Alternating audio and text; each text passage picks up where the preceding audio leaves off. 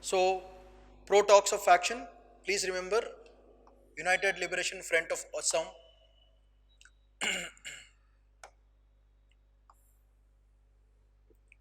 and it is a tripartite agreement. It is a agreement between the Indian state, Assam, as well as this organization. All the three of them, so therefore tripartite, and government of India and the state government of Assam. So that is a point. Now, what is this historical backgrounds? Now, normally we know migration has never been a problem for a lot of people. But the only point is when they're coming for work, that's a different ballgame. But when they're coming to live completely as refugees, it becomes a big problem. Migration, to the extent a lot of people think, okay, people come and work, they take the money and go. That's a different ballgame. But here people come, they stay, they live, and their continuation of generations happen. So in long term, migration per se has become a very big problem. The best example you can give is this. Why this ULFA program has come is because there was a huge migration in 70s, in the 19th century in Assam.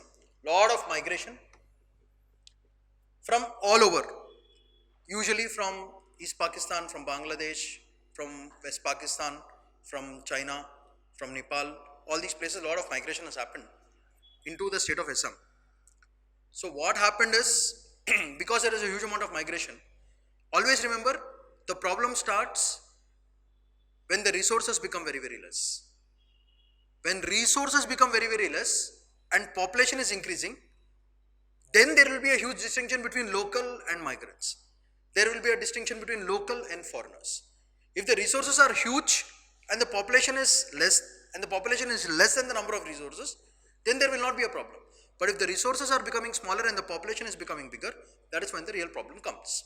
Therefore, the best example you can give for migration is Assam state. So, partition of 1947 and subsequent exodus of refugees from the erstwhile East Pakistan. So what happened is the competition for resources started. This is very important for your mains answer. And there was a long struggle for 6 years from 1979.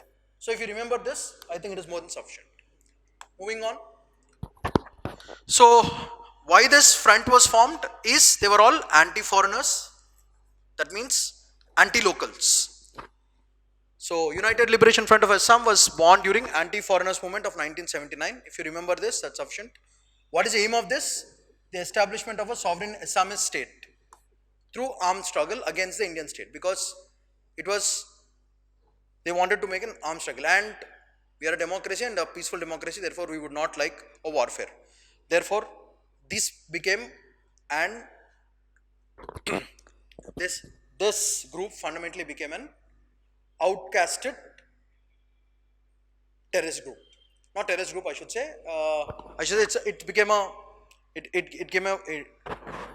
This group became more like a, I should say, anti-social group fundamentally. So, who are the current leaders? Please remember Arvind Rajkoe and Paresh Barua. If you remember these names, that's sufficient. So where is this organization spread? Basically in Myanmar. Previously it was camps in Bangladesh and Bhutan. You please remember this. That is more than sufficient. So fundamentally in this slide, most important is they were anti-foreigners, started in 1979, and sovereign Assami. They wanted to bring an independent Assam state where everything is done by the Assamese themselves, not by external population. So who were the leaders? Arvinda Rajkoa and Paresh Barua. If you remember this, more than sufficient. Next. The problem with these kind of organization is these outfits, when they have a social cause, since the local governments don't support them, they take help from other sources.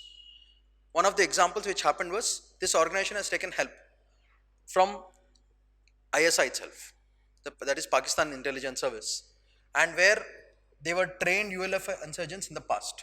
So that is a problem. Their link with ISI has become a very big problem. So ULFA openly supported Pakistan in a monthly newsletter, Swadhinata, during the Kargil war. So they supported Pakistan, that was an issue, and therefore this became an outcasted outfit. That is a problem. So when their purpose is same, what happens is you don't think about your country and all these things. You think only about your reason. So all those people who support your cause, they become your friends, or you would start taking their help. So that kind of extreme outfit nature will create a problem for the internal security as well as the external security for a country. So with ULFA, that was a big problem. They were having ties with lot of extremist organizations and terrorist organizations for some time, and because of that, uh, it became an outcasted outfit. That was a major problem. Now, how did India react to it? Operation Bajrang, please remember this, useful for your prelims. So Operation Bajrang arrested many ULFA insurgents. So because of that, Assam itself was declared as a disturbed area. Once you declare it as a disturbed area, what happens is the economy will fall down, social security will fall down, everything literally falls down, and the army will take over. Therefore, the group has brought the AFSPA into picture. The Armed Forces Special Powers Act also was brought in that area. Now, there was also, apart from this, surrendered ULFA. This is armed struggle, and this is through dialogue. Through dialogue and cooperation, they wanted to do this. So this is SULFA. These are surrendered ULFA agents. Instead of armed struggle, they wanted to do dialogue and all these things, that kind of struggle. So these were the things that India has done. Next, the most important accord that you have to remember for your prelims, Assam Accord. Seeking to find a solution to the problem of foreigners in Assam. It was signed in 1985. But the problem with Assam Accord was they wanted to sign a pact with the ULFA, but it didn't really happen. Though the pact was signed, the effect was not so great. Still, there were a lot of rebellion outfit which started from different parts, and the Assam Accord was not a successful one. So why? Because of a lot of other reasons. Now also look at this PCG, People's Consultative Groups. It's an 11-member group formed by ULFA in 2005. So this is to bring talks with the Indian government, try to bring a peace resolution and get the issue resolved, rather than keep fighting for years and making the region grow underdeveloped. So please remember this, People's Consultative Group, 11-member group, comprises notable intellectuals like Jnanpith Award, late Indira Raisam Goswami, and Rajkova led Pro-Talk faction.